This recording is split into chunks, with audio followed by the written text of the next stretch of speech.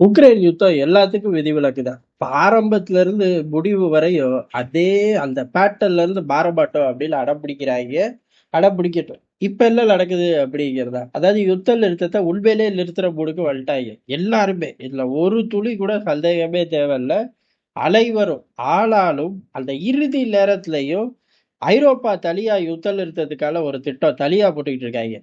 இல்ல தனியா அப்படின்னோடனே நம்மளாம் நினைச்சிடக்கூடாது. ஒருவேளை உக்ரைனை கூப்பிட்டு வச்சு தனியா, ஏன்னா ரஷ்யா பேச போறதில்ல, இவனுங்களை உள்ள விட போறதில்ல. உக்ரைனை கூப்பிட்டு வச்சு பேசுறாங்க, அதெல்லாம் கிடையாது. பிரான்ஸ், ஜெர்மனி, பிரிட்டன் 3 பேரும் ஒண்ணு சேர்ந்து தனியா உட்கார்ந்து பேசிக்கிட்டு இருக்காங்க. உக்ரைனே அங்க இல்ல.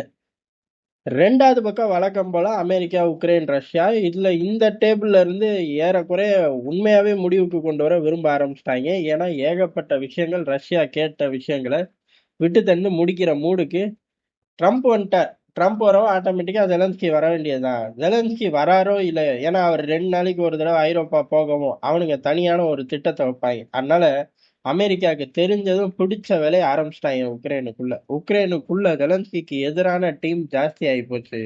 கூடவே இருந்த எம்பரா ஜெலன்ஸ்கிக்கு எதிராக பேச ஆரம்பிச்சிட்டான். காரணம் என்ன? ஐரோப்பா தனியா ஒரு திட்டம் வச்சிருக்கு. அந்த திட்டத்தை படிச்சு பார்க்கவும் இந்த ஆளுக்கு ஒரு 2 நாள் மூடு வேற பக்கம் போயிடும். எந்த பக்கம்? ஐரோப்பா பக்கம் போயிடும்.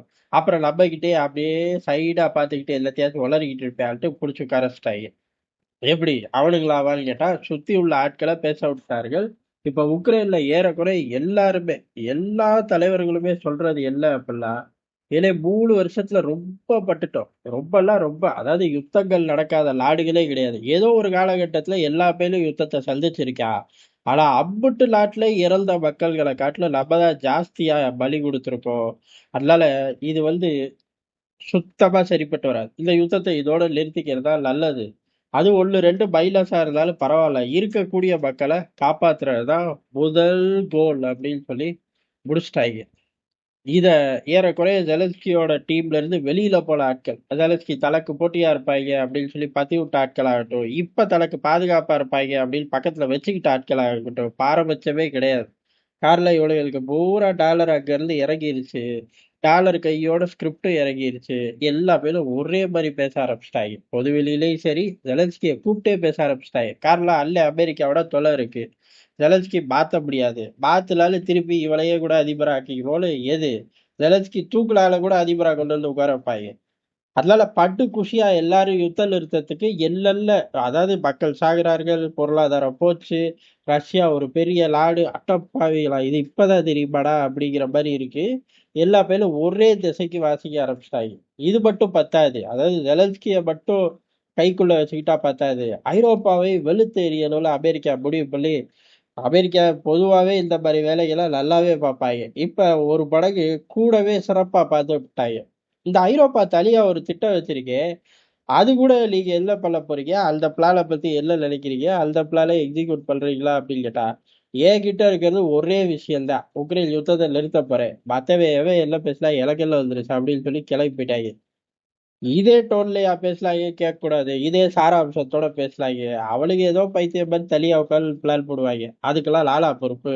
என் பிளான் மட்டும்தான் அப்படின்னு சொல்லி அமெரிக்கா சொல்லிருச்சு. ஐரோப்பாவுக்கு ஷாக். ஐரோப்பா தலைவர்கள் பீதி அடைஞ்சிட்டாங்க. ஆனா ஐரோப்பால தேர்தல் அரசியல் இருக்குல்ல. இப்ப இருக்கிற செட்டுக்கு ஆப்போசிட்ல ஒரு பார்ட்டி இருக்கும். அந்த பார்ட்டி இதை ஸ்ட்ராங்கா பிடிச்சுக்கிச்சு. 3 வருஷமா உக்ரைன் யுத்தத்துல இவனுங்கனால நம்ம பட்ட கஷ்டம் தான் ஜாஸ்தி. உக்ரைன் யுத்தத்துல இருக்கு, சரி ரைட்டா அவனுங்க கஷ்டப்படுறாங்க.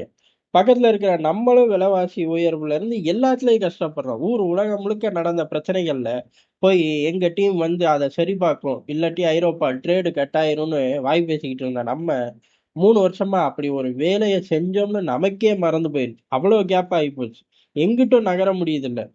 எப்ப பார்த்தாலும் கூடி கூடி உக்ரைனுக்கு காப்பாத்துவோம் காப்பாத்துவோம்னு பேசிட்டு பின்னோக்கி பின்னோக்கி போய்கிட்டு இருக்கோம் அப்படின்னு சொல்லி அவளுங்களோட ஆட்கள் மக்களை சேர்த்து ரோட்ல இறங்கிட்டாங்க. உக்ரைனுக்கு இனிமே ஃபண்டு கொடுத்த உரிச்சு புடுவோம் பாத்துக்க அப்படின்னு. ஒரு பக்கம் தனியா உட்காந்து பிளான போட்டு அமெரிக்காவுக்கே ஒரு செக் கொடுப்போம், ஜெலன்ஸ்கி சுத்திட்டு வரட்டும் அப்படின்னு சொல்லி வெயிட் பண்ணிக்கிட்டு இருக்கும்போது, அந்த பிளானுக்கு எங்களுக்கு சம்பந்தம் இல்லைன்னு அமெரிக்கா செதறடிக்க, இதை எப்படி சமாளிக்கிறது மக்கள் மத்தியில போய் அப்படின்னு யோசிச்சுட்டு இருக்கும்போதே மக்களை ரோட்டுக்கு கூப்பிட்டு வந்துட்டாங்க அங்க உள்ள எதிர்க்கட்சிங்க. அப்ப ஆட்டோமேட்டிக்கா ஐரோப்பாவோட பிளான ஜெலன்ஸ்கி கிட்ட கொடுத்து பலசை தேத்தி 2 நாளைக்கு அப்படி டைவ் அடிக்கலாம் முடியாது. அப்ப அமெரிக்காவோட பிளானோட உக்ரைன் யுத்தம் நின்றும். காரணம் இல்ல அப்படின்னா நிலங்களையும் தர சொல்லிட்டாங்க. பிடிச்சு வச்ச சொத்துக்களை தர சொல்லிட்டாங்க. அது போக பேச்சுவார்த்தை ஆரம்பிக்கும் போது எங்கெங்க நிக்கிறார்களோ அங்க இருந்து பேச்சுவார்த்தை எல்லாம் கிடையாது. சில பகுதிகளை ரஷ்ய கொடியை பறக்க விட்டு பஃபர் ஜோனுக்காக உட்கார்ந்து பேசுறதா அமெரிக்காவோட திட்டங்கள். இப்போதைக்கு கசிய விடப்பட்டிருக்காங்க. ஒரிஜினல் பேப்பரை ஒரு பயம் படிச்சிருக்க மாட்டேன். காரெல்லாம் காட்டப்பட்டாங்க. இது ரஷ்யாவுக்கு ஃபேவரா இருக்கிறனால தான் அவங்களோட டெலகிராம் சேனல் இதை எடுத்து போட்டு விட்டார்கள். அதனால மிக விரைவில் நிற்கும் யுத்தம். உக்ரைனுக்குள்ள ரஷ்ய கொடி பறக்குது.